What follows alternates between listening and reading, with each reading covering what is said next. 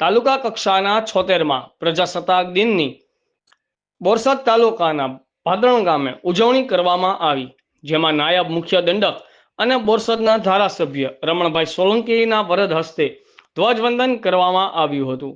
આ પ્રસંગે ભાદરણ ગામની વિવિધ સ્કૂલના વિદ્યાર્થીઓ દ્વારા દેશભક્તિ ગીતો પર સુંદર અભિનય કર્યો તથા વિવિધ ક્ષેત્રે સુંદર કામગીરી કરવા બદલ અધિકારીઓનું અને દાતાઓનું અભિવાદન કરવામાં આવ્યું હતું।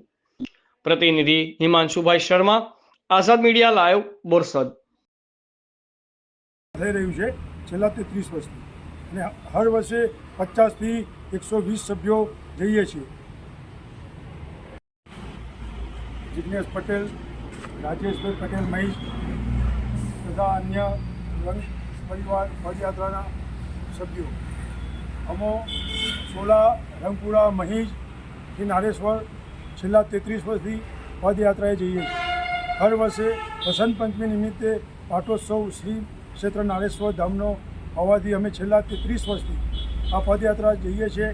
શ્રી ક્ષેત્ર નારેશ્વર ધામને પરમ પૂજ્ય શ્રી રંગદૂત ભગવાને આજથી 100 વર્ષ પહેલાં 1925માં એ ભૂમિને પાવન કરી હતી।